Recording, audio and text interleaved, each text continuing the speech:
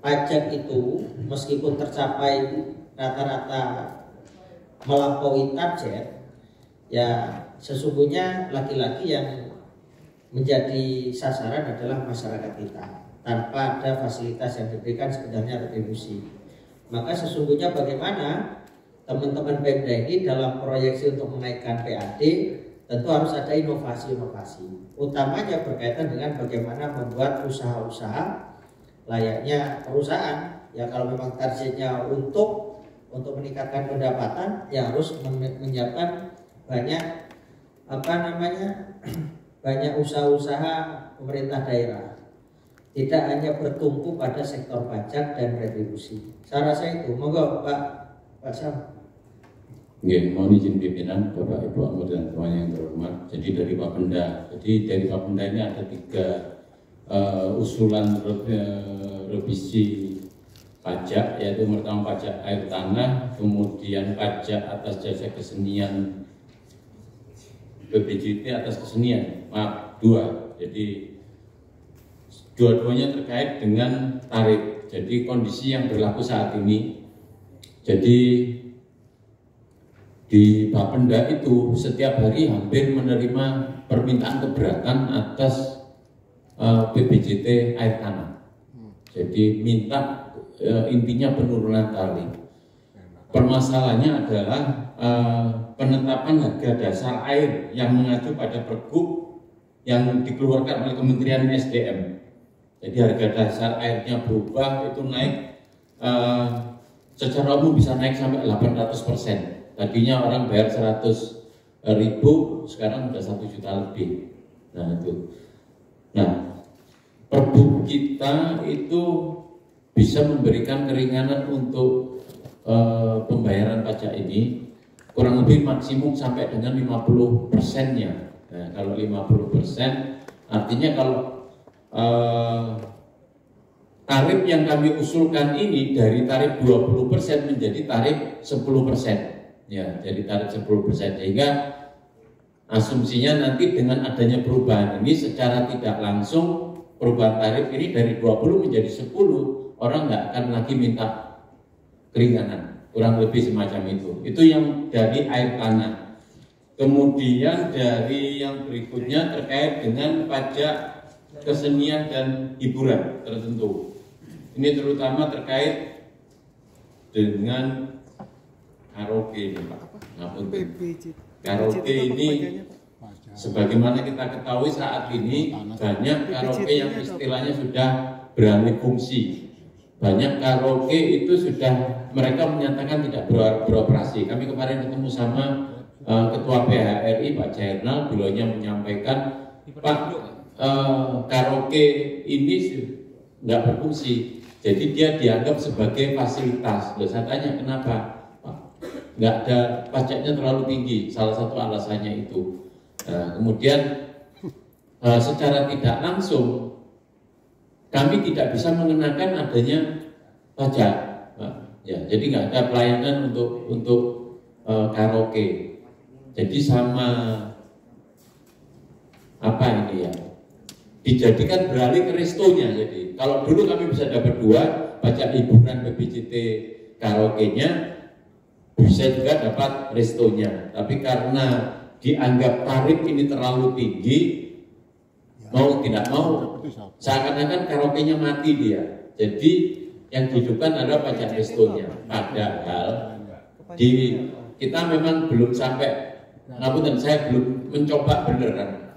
Si pemilik restonya ngomong, Pak, karaoke-nya sekarang saya cuma jadi fasilitas. Jadi kalau orang makan di sini mau nyanyi monggo. Nah kita kan belum tes. Apakah di dalam tagihannya itu dia ngecas atau kita belum tes, mohon maaf. Cuma informasi yang kami peroleh begitu, kami terima masukan. Perlu diketahui terkait dengan pajak hiburan tertentu, karaoke ini memang ditetapkan 50%, itu nilai di tengah-tengah. Aturan menyatakan bahwa bisa dikenakan antara 40 sampai 75 paling tinggi.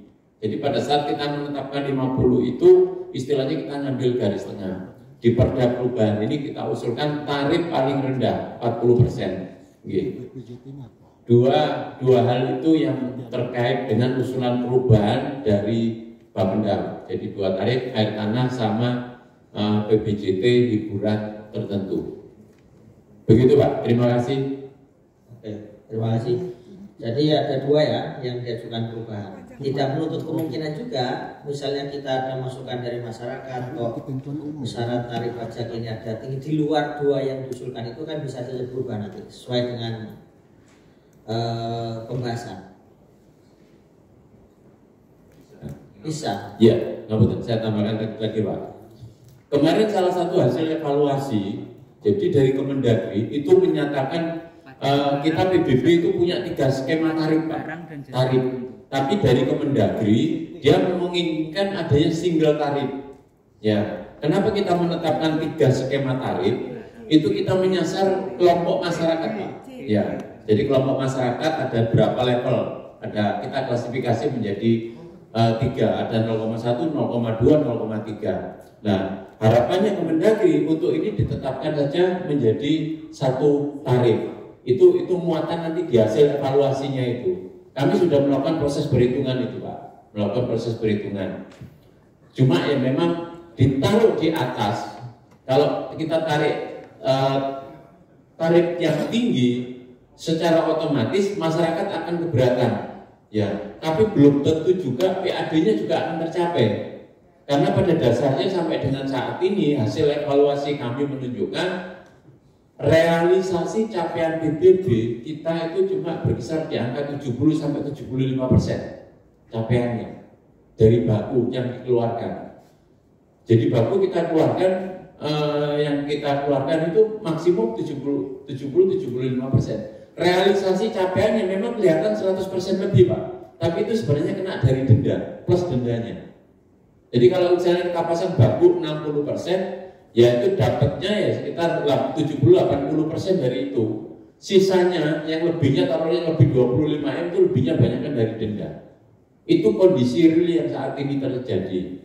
Juga perlu diketahui juga karena ini kebetulan dalam barangkali nanti ada masukan.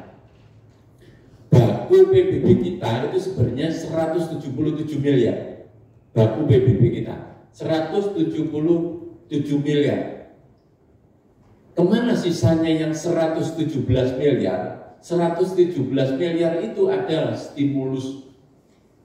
Itu yang istilahnya pertanyaannya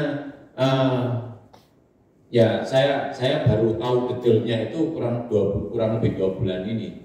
117 miliar. Berarti kita cuma bisa kolek yang 60 miliarnya saja. Ya 60 miliar. 117 miliar itu cuma bersifat stimulus, artinya bersifat angka saja dia. Jadi di dalam PBB yang kita terbitkan itu kurang lebih ya sekitar antara 60 sampai 70% itu stimulus Pak. Pengurangan sebenarnya. Ya, pengurangan. Ya, pengurangan. Nah, ini yang sebenarnya kami istilahkan jadi beban Bapenda.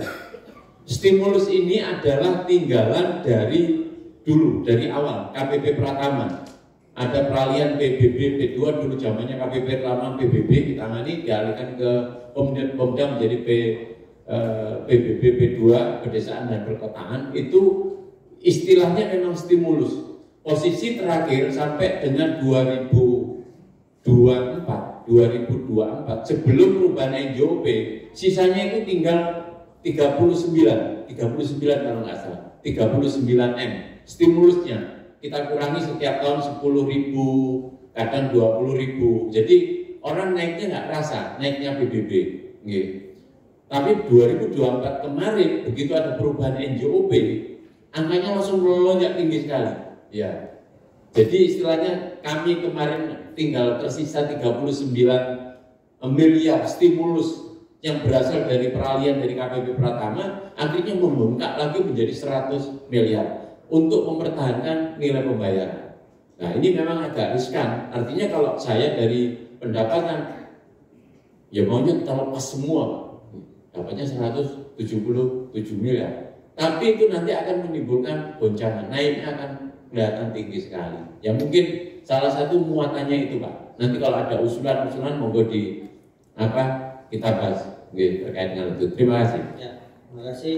Berarti untuk urusan perubahan ada poin, ada 2 poin berkaitan dengan pajak VAT dengan pajak kesenian dan hiburan. Mungkin perlu nanti menyuguhkan data, Pak ya, data terkait dengan yang menyampaikan kalau karaoke sudah berubah menjadi alih fasilitas, itu kan perlu dicek juga. Biasanya itu untuk menghindari kena pajak, sehingga alibinya seperti itu. Monggo, menurut ya, silakan. Terima kasih pimpinan. Assalamualaikum warahmatullahi wabarakatuh. Yang saya hormati pimpinan Pansus beserta anggota Pansus, Bapak Ibu SKPD yang saya hormati. Pertama, soal hiburan tadi Pak Sam. Dengan dalih bahwa karaoke itu menjadi bagian dari fasilitas, saya sepanjang ini belum bisa menghitung bagaimana restoran menggunakan fasilitas karaoke sebagai penambahan omset ataupun menarik daya tarik orang untuk bisa makan di situ. Itu saya belum ketemu sampai hari ini. Karena setiap investasi yang dikeluarkan oleh pengusaha pasti sudah dihitung dalam kapan tingkat kembalinya dan visibility tadinya seperti apa. Nah, saya sepakat bahwa karaoke dan hiburan malam itu kalau misalkan angkanya 40-70%, lebih baik saya mengambil lebih ke rata-rata atas saja, 60%. Kenapa? Itu untuk menjaring, mohon maaf, kaum middle low itu tidak masuk ke dalam situ. Sehingga tarifnya untuk karaoke-nya kan tinggi. Sehingga orang-orang yang mempunyai kelebihan saja ke sana. Tapi kalau rendah sehingga dia bisa menjual roomnya ini murah, maka bisa-bisa uang saku anak-anak sekolah itu bisa masuk ke situ juga. Dengan dalih malah lebih bahaya lagi ketika restoran ada fasilitas karaoke, itu malah lebih bahaya lagi. Misalkan anak-anak SMA dengan teman-temannya makan di situ, sudah gratis karaoke, kan malah bahaya itu. Malah bahaya. Mungkin perlu tindakan lanjutan, dan kalau perlu ya ditinggikan saja sudah. Dan itu dinilai dari manfaat dan mudorotnya lebih banyak mudorotnya menurut saya, kecuali tidak menjual hal-hal yang minuman-minuman kerasnya itu kan pasti menjual gitu. Ya Pak Reza. Ya Pak Reza kan paham.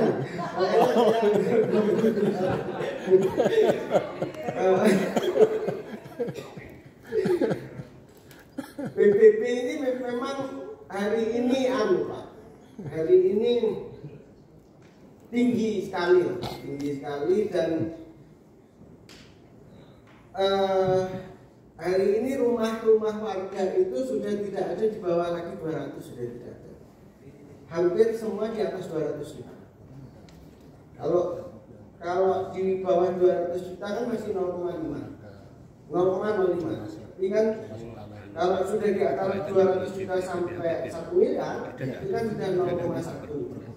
Itu mungkin bagi ini kan kaum hari ini kan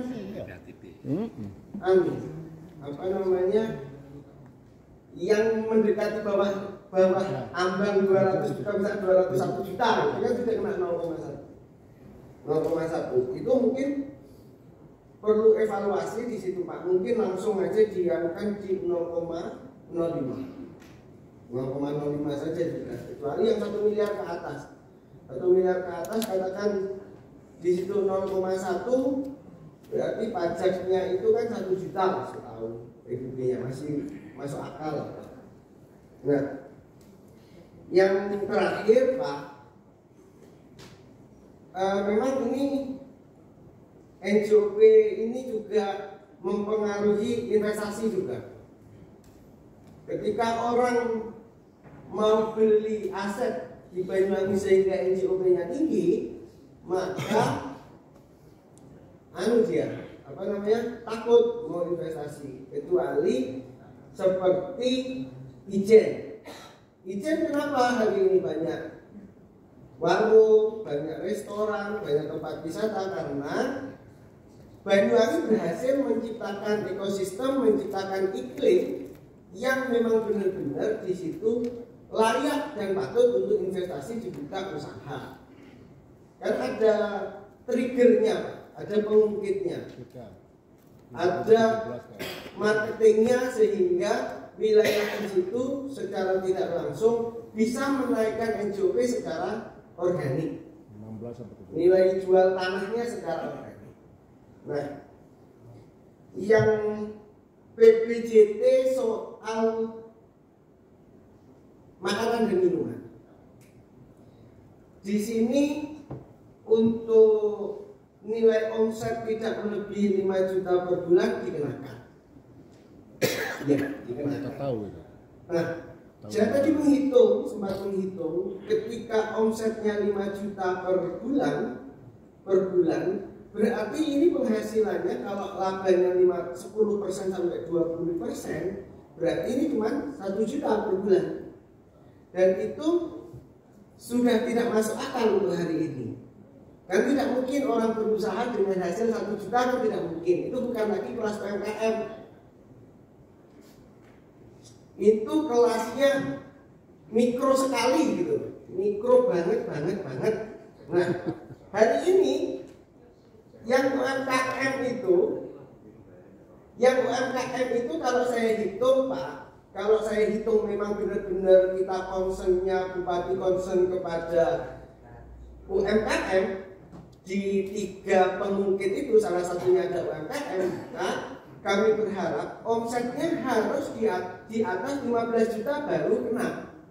Kenapa? Hitungan saya adalah ketika 15 juta per bulan, itu dia bisa menghasilkan 3 juta per bulan bersihnya. Itu kalaupun tidak pakai pegawai. Saya hitung 20% dia laba bersihnya. Berarti kan 15 juta kali 20% 3 juta. Masuk akal itu. Tapi kalau ada pegawainya dan lain sebagainya, bisa berkurang lagi. Walaupun pajaknya ini tidak seberapa, tapi keberpihakan kepada UMKM ini benar-benar nyata Kabupaten Banyuwangi, sehingga kita memiliki ambang batas untuk penarikan pajak, retribusi pajaknya itu di atas 15 juta saja. Di atas 15 juta saja baru kena.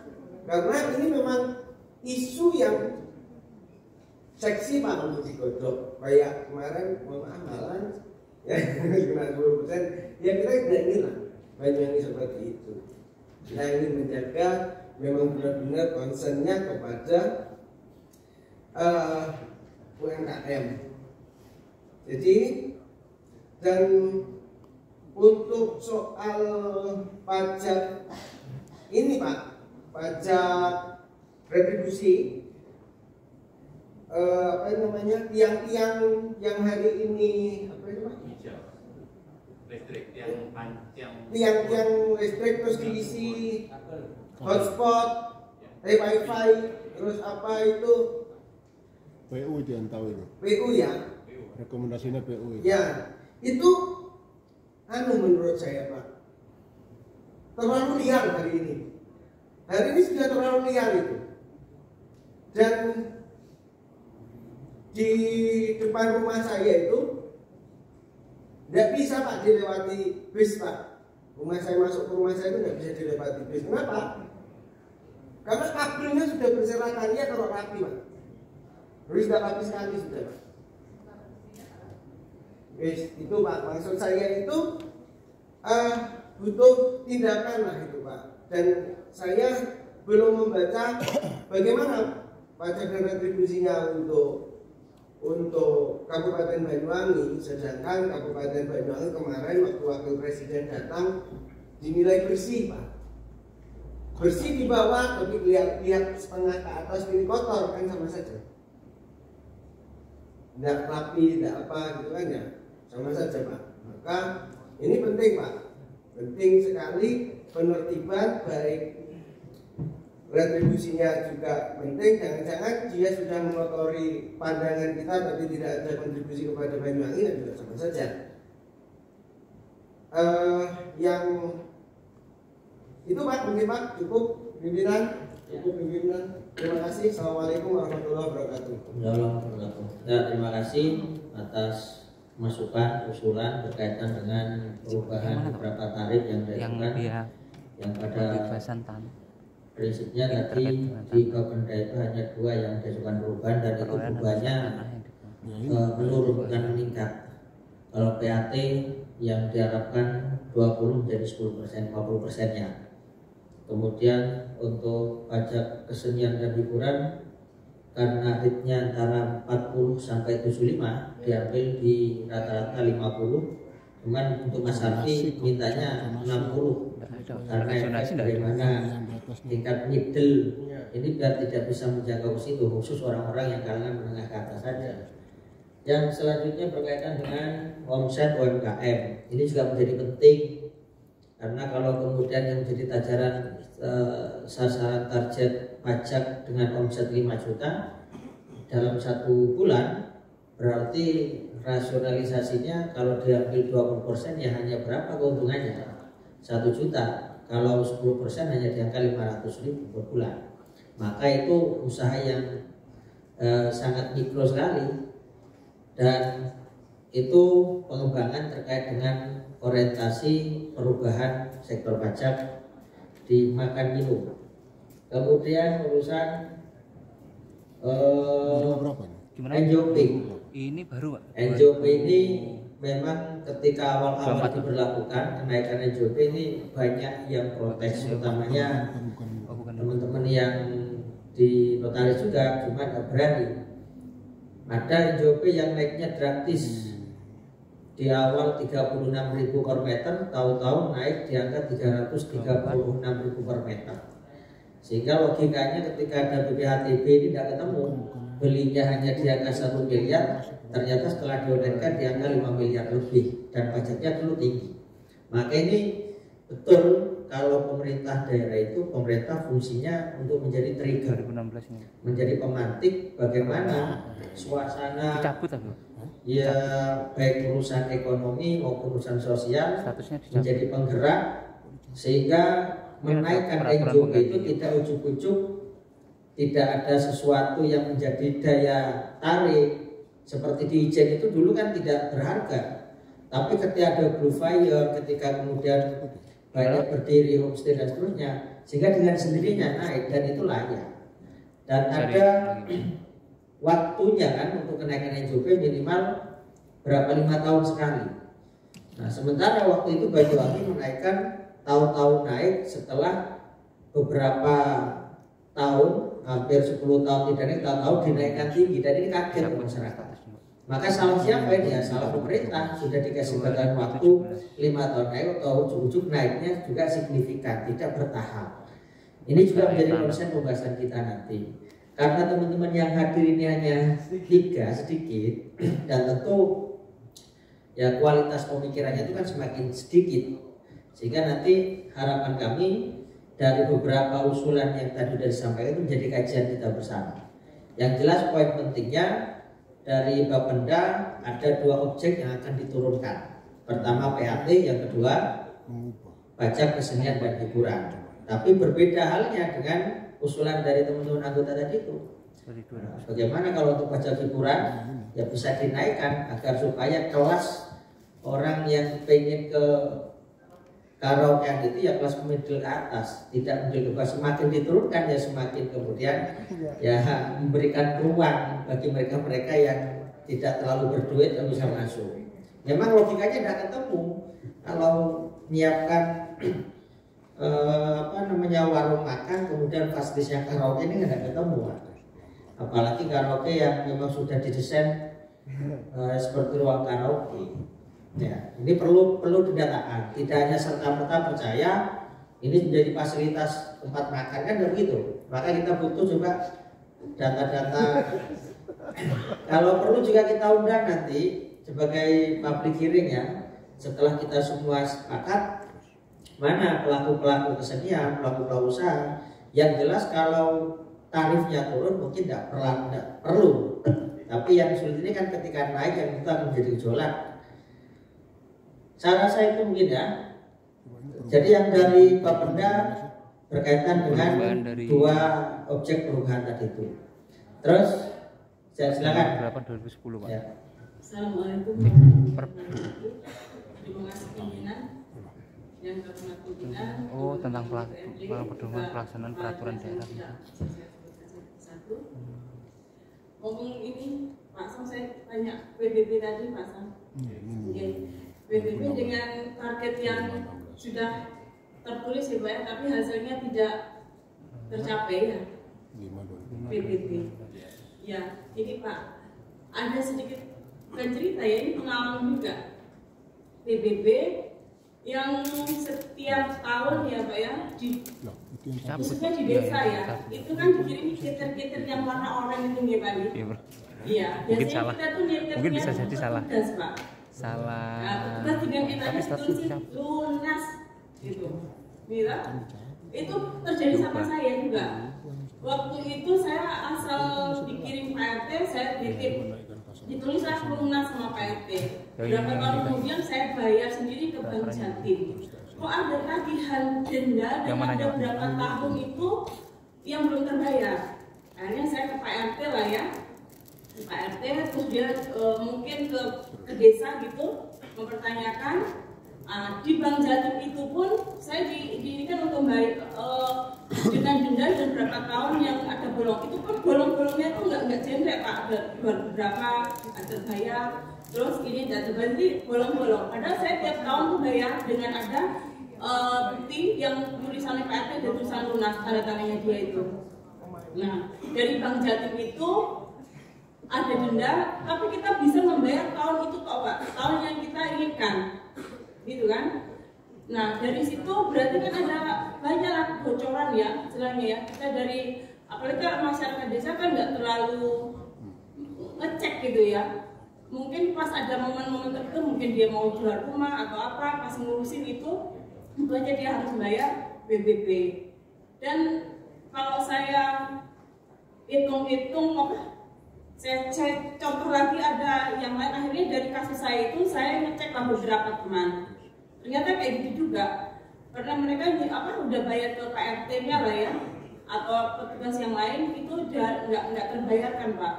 Nah dari situ kan berarti kita udah kecolongan ya, harusnya kita ada kas, ada penerimaan daerah, tapi nyangkutnya kemana? Nah akhir-akhir ini tahun kemarin lah ya, saya ngecek akhirnya punya saya yang bolong-bolong itu secara mukjizat punya saya lunas semuanya, punya semua lunas semuanya. Yang kemarin bolong-bolong yang udah diurus RT dari tahun berapa lunas tanpa denda. Itulah pertanyaannya, kenapa bisa kayak gitu? Setelah kita Uber nggak tahu punya Pak Linko atau punya yang lain dibayarin juga Pak, belum tahu saya. Terus lagi gini Pak, satu lagi, kalau kita makan ya di restoran, di apa mesti ada makan 10% gitu ya. Misalnya kita makan taruh di McD ya, misalkan itu harga 9.000, kita bawa 9.000 pasti kurang, soalnya ada PPN 10%. Nah, apa ya 10% itu kan kita udah bayar ya Pak ya. Kalau nggak bayar nggak dikasih makanannya gitu kan. Apakah itu Pemda atau dinas selalu apa ya? Semua apa yang telah kita bayar 10% itu semuanya masuk gitu Pak. Nah itu pun yang print. Ada juga restoran yang kita nggak di print gitu ya, tulisan tangan ada tulisan PPN 10%. Pertanyaannya kita harus bayar dari uang kita, apa ya itu masuk ke kas kayak gitu. Mungkin itu. Terima kasih pimpinan. Ya. Assalamualaikum warahmatullahi wabarakatuh. Assalamualaikum. Dan lagi lain ada, kita nanti undang lagi dengan ya lebih maksimal. Moga Pak ini kasuistis buatnya. Jadi kasuistis bayar ke RT, tapi setelah dicek benar sendiri ada yang tak terbayarkan. Ya moga ditanggapi. Oke, terima kasih Bu Ruli. Jadi ini jadi concern kami Bu. Untuk beberapa hal sudah kami ada beberapa data kami memang masukkan. Jadi mekanismenya memang untuk yang di desa kita pakai perpanjangan petugas distribusi Pak istilahnya. Nah di beberapa tempat petugas distribusi ini juga berlaku sebagai juru pungut. Nah yang kasus yang terjadi di Ibu itu kondisinya semacam itu. Infonya memang sudah ada beberapa yang melakukan itu dan sudah kami proses intinya gitu.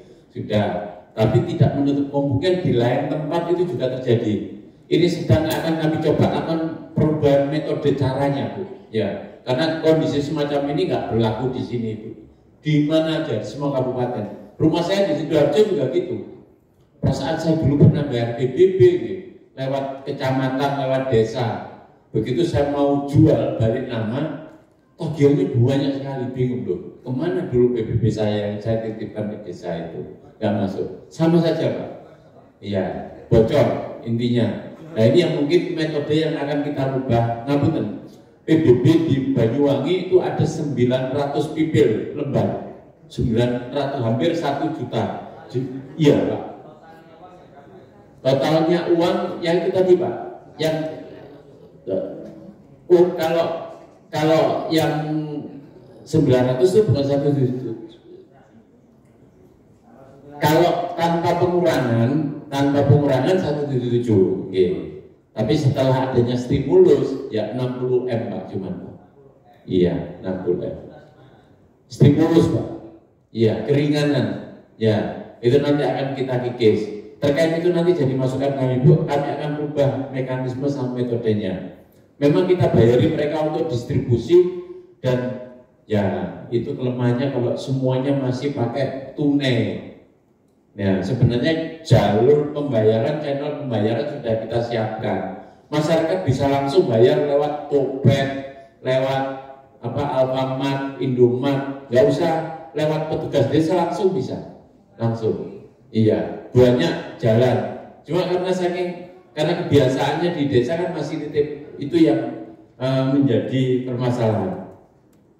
Kemudian untuk resto, jadi ini mungkin ini terkait semua pajak itu bukan PPN Bu. Kalau terkait rumah resto yang di daerah itu namanya kalau dulu namanya BB1.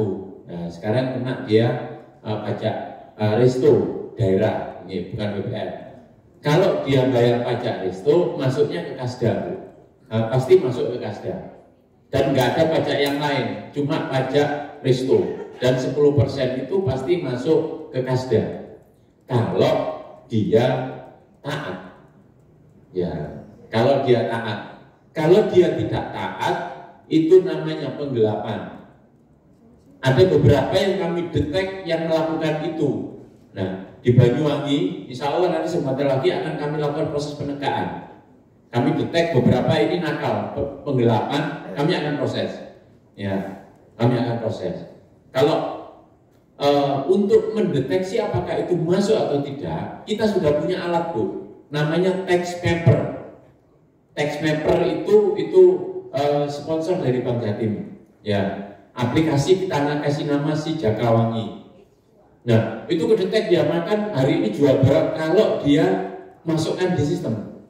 Ya, kalau masuk berapa banyak warung di kita itu yang masih manual tulis tangan.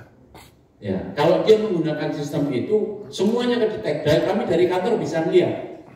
Oh hari ini berapa pergerakannya. Oh hari ini Wismi ada pemasukan dia pajaknya ada pemasukan 100 juta misalnya. Oh berarti pajak saya 10 juta. Saya tahu. Dan itu di jam per jam. Nah makanya habis ini, insya Allah nanti minggu depan itu kami akan launching masif agar warung memasang tax mapper. Ya, tax mapper. Saat ini yang baru pasang 100 berapa? Ya.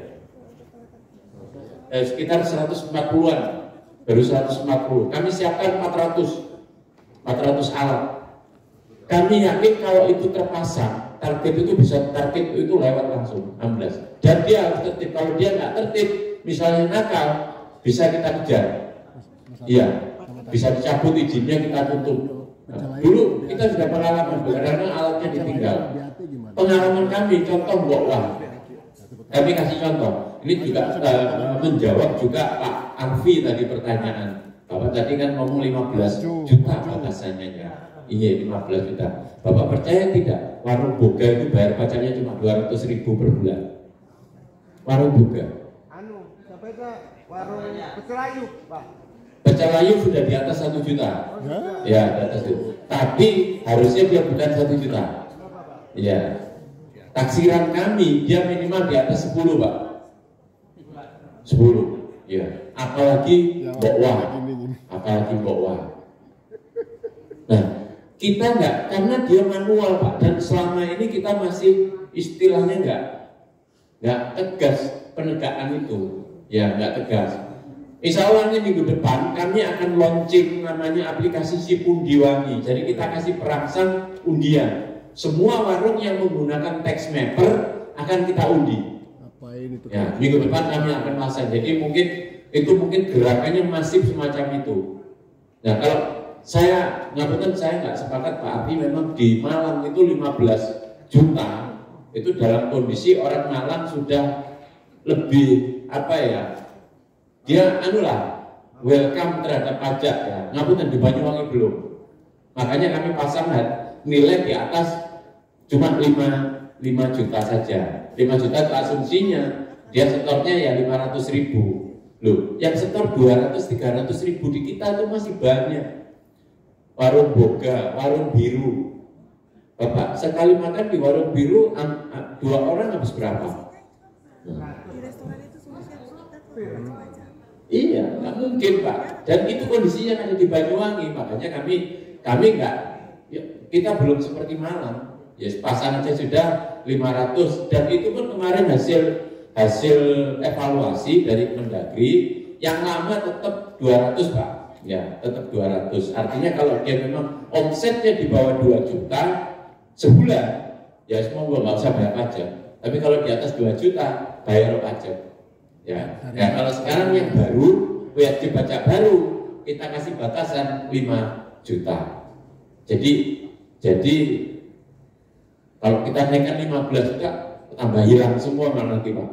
Dipasang 2 juta saja seperti itu bayarnya, apalagi kita pasang lebih tinggi lagi. Ya memang mungkin edukasi, kalau edukasi terus-terusan, tapi memang masyarakat kita yang memang ketidaktaatannya tinggi. Makanya kami pasang program Sipundiwangi nanti, itu masyarakat ikut ngecek dia. Karena dia begitu keluar struknya harus diupload. Nah, dengan mengupload struk itu, masyarakat ikut mengawasi bahwa warungnya itu melaporkan pajaknya. Jadi dengan dia menggunakan aplikasi itu secara tidak langsung, dia sudah melaporkan pajaknya. Secara real time, kami bisa pantau detik per detik. Mati pun kami bisa pantau dia mati. Nah itu sih harapannya. Semangatnya begitu Pak Arfi. Jadi kenapa kok cuma 5, kita pasang 5 juta. Kalau kita naikkan lebih tinggi lagi, tambah gak bayar. Kesadarannya siapa? Jadi gini, berkaitan dengan perubahan ini kan diharapkan bagaimana objek pajak ini meningkat, naik lah ya, termasuk juga proyeksi pendapatan dari sektor itu.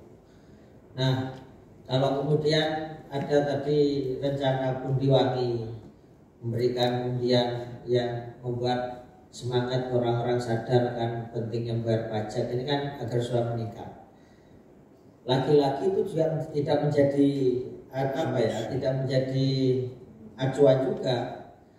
Nah sebenarnya kita ini untuk wajib pajak kan sudah ada semuanya, data-data mana yang UMKM, mana yang di atas itu. Cuma faktornya ketegasan aja. Dari dulu saya ini mendengar sejak periode pertama kedua urusan teks monitor. Toh itu dari dulu itu ya kan. Tapi kenyataannya memang selama ini tidak maksimal juga.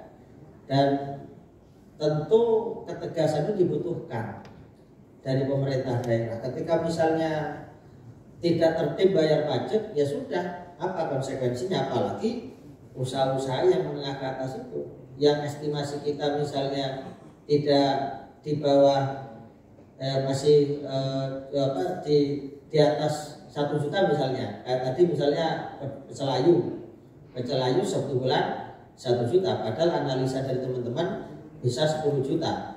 Nah yang begitu-begitu kan perlu diundang, perlu kemudian diberi ketegasan, tidak hanya sekedar stimulan. Kalau hanya sekedar stimulan, tidak ada ketegasan, ya sampai kapanpun aturan ini ya tetap begini meskipun diperbaiki, berubah kayak apapun. Jadi libatkan kita nanti, dan itu nanti domainnya di teman-teman Komisi 3. Perlu untuk sharing bersama terkait dengan objek wajib pajak seperti apa, sasarannya ini layaknya berapa, kan ada hitung-hitungannya, potensinya seperti apa. Jadi itu. Selanjutnya karena tadi sudah disampaikan dari Bapenda berkaitan dengan pajak, saya ingin tahu juga ini di masing-masing dinas penghasil ini dari retribusi utamanya, proyeksi yang di tahun 2024 kemarin kira-kira tercapai apa tidak. Yang kedua, ada perubahannya atau tidak terkait dengan tarif.